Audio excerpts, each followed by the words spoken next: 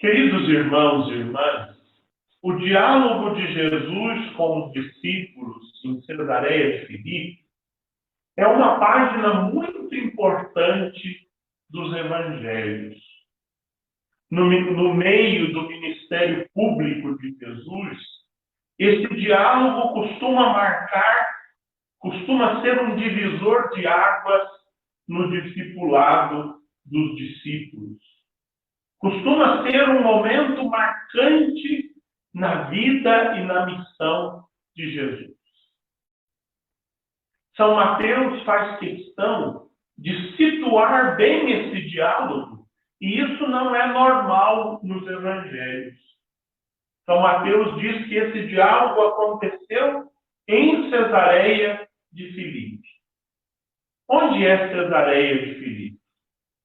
Cesareia de Filipe é uma cidade, um povoado, onde Herodes o Grande, aquele que quis matar Jesus quando menino, havia construído um santuário ao imperador romano, César Augusto.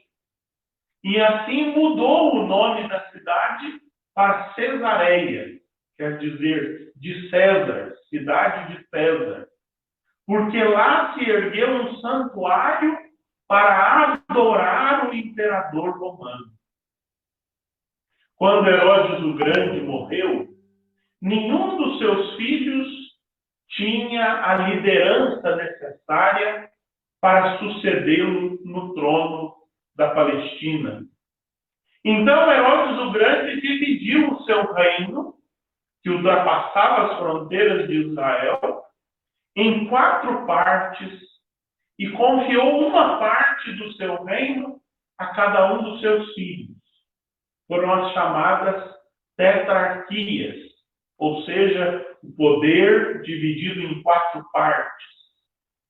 Cesareia coube ao filho de Herodes o Grande, chamado Filipe, aquele de quem Herodes Antipas, outro filho de Herodes o Grande, havia roubado a esposa Herodíades. E João Batista havia denunciado este pecado de Herodes Antipas, o que lhe custou a cabeça. Por isso essa cidade se chamava agora Cesareia de Filipe, porque havia outra Cesareia, Cesareia Marítima, que era um porto importante ali da região. Então, para distinguir a Cesareia Marítima desta outra Cesareia, ambas lugares de culto ao imperador, agora chama-se esse lugar Cesareia de Filipe, porque foi Filipe que herdou esta parte do reino e fez daquele lugar a sua capital. Isso quer dizer o quê? Isso quer dizer que Cesareia de Filipe era o lugar do culto ao governante. Era o lugar do culto ao poder político. Era o lugar do culto, de chamar Deus aquele que não conseguia fazer nada mais do que espalhar a pobreza, a divisão e a morte.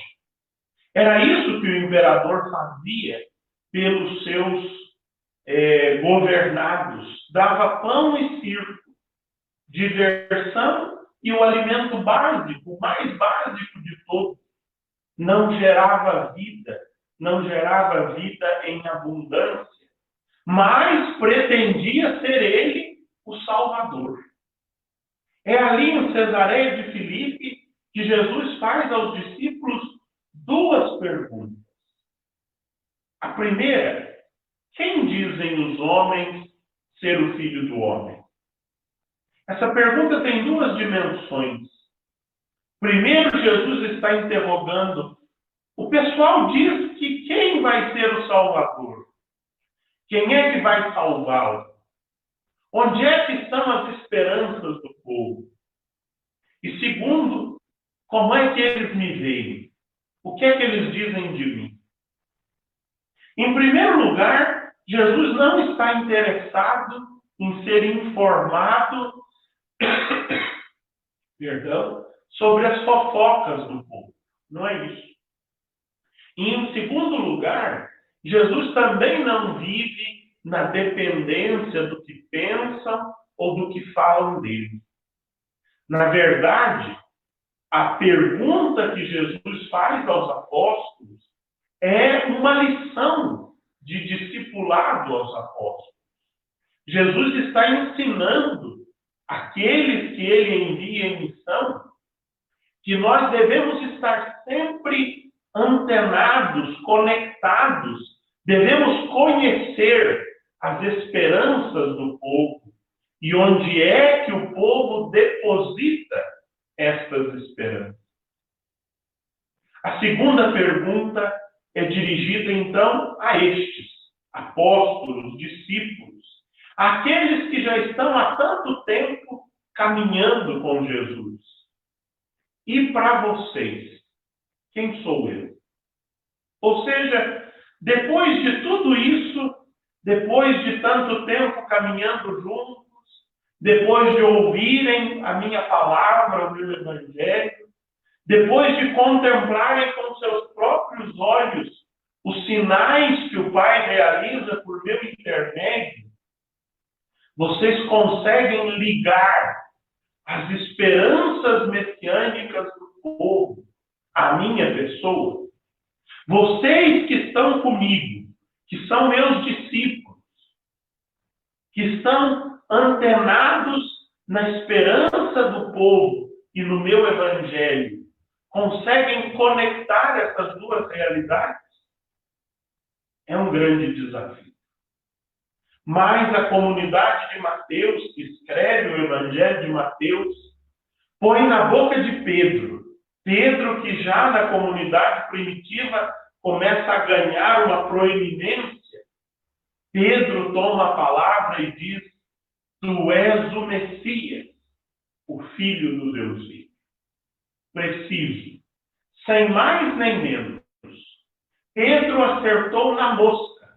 É esta mesma a identidade de Jesus. Jesus não é outra coisa. Jesus é o Cristo, o Messias, o ungido, o Filho do Deus vivo. Nele está a nossa salvação. Se ele é o Messias, ele é o Salvador da humanidade.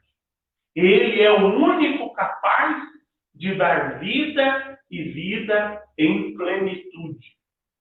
Ele é o que deve ser adorado, ele é o que deve ser seguido, e nenhum outro que pretenda ser o Salvador deve ser admitido a este posto, senão o Senhor Jesus, Rei do Universo.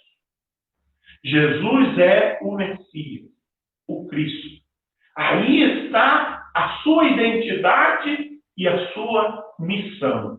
Com perfeição cirúrgica, Pedro acertou na mosca. Por isso, Jesus responde a Pedro dizendo: Pedro, muito bem, mas não foi nenhuma pessoa humana, nem carne nem sangue, que te revelou isso. Como nós ouvimos na segunda leitura, foi a admirável sabedoria de Deus quem te deu a conhecer esta verdade, quem te deu a conhecer esta boa notícia, que sou eu, o Salvador da humanidade. Por isso, Pedro, você é pedra. Esta profissão de fé é a pedra angular, a pedra na qual se mede a fé de todos os teus irmãos. Mais tarde, Jesus vai dizer a Pedro: eu rezei ao Pai por você, e você agora vai confirmar os teus irmãos na fé. Pedro, que professa a fé correta, a fé ortodoxa, a fé sem erro, a fé intacta, ele se torna, a sua fé se torna a medida para a fé dos irmãos. E Jesus, então, concede a ele as chaves do reino dos céus. Pedro se torna o contrário de Soda, que nós ouvimos na primeira leitura. Se de Sóvina Deus tirou o poder, a Pedro Deus concedeu o poder das chaves, o poder de abrir e fechar, o poder de ligar e desligar na terra e no céu. A fé, quando ela é perfeita, quando ela é intacta, quando ela é íntegra, ela nos dá acesso às realidades eternas. Por isso, cabe a nós, igreja, de todos os tempos, estar sempre medindo a nossa fé com Pedro, que é a pedra. Pedro é a medida da nossa fé. A nossa fé pessoal, e é muito importante a nossa fé pessoal. Cada um de nós expressa em primeira pessoa a sua fé, aquilo em que crê. Mas a nossa fé pessoal, porque nós pessoalmente somos marcados pelo pecado, a nossa fé pessoal pode desafinar. A nossa fé pessoal pode errar. A nossa fé pessoal pode desviar o foco, como desviaram o foco daqueles contemporâneos de Jesus, que adoravam o imperador como seu Salvador, como Deus. A nossa fé pessoal pode crer naquilo que não se deve crer e pode não crer naquilo que se deve crer. Por isso, Jesus constituiu a Pedro, a igreja, os sucessores de Pedro, como os afinadores da nossa fé. Nós devemos estar sempre em referência a Pedro e seus sucessores, a fé da igreja, para comparar, para afinar a nossa fé pessoal.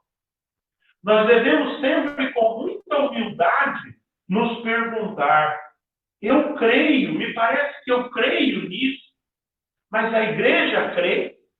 É isso que a igreja ensina? Porque se é isso que a igreja ensina, eu vou me esforçar para crer no que a igreja ensina. Porque tenho a certeza pelo Evangelho, pela palavra do próprio Cristo, que a fé foi dada à igreja como um dom de Deus e não como uma conquista humana. Mas se a igreja não crê nisso que eu estou tentado a crer, eu farei todo o esforço para não crer naquilo que estou tentado a crer e crer como a igreja, somente naquilo que é a verdade revelada, a verdade dada pelo próprio Deus à sua igreja.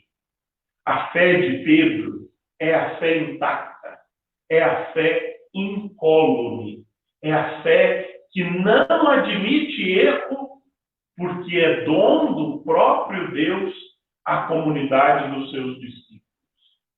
A minha fé pessoal é dom de Deus, mas a minha pessoa está marcada pelo pecado e a minha fé se desvia, e a minha fé desafina, e eu preciso sempre voltar à fé de Pedro, à fé da igreja, para que então eu não erre naquilo que creio, naquilo que confesso, naquilo que professo publicamente.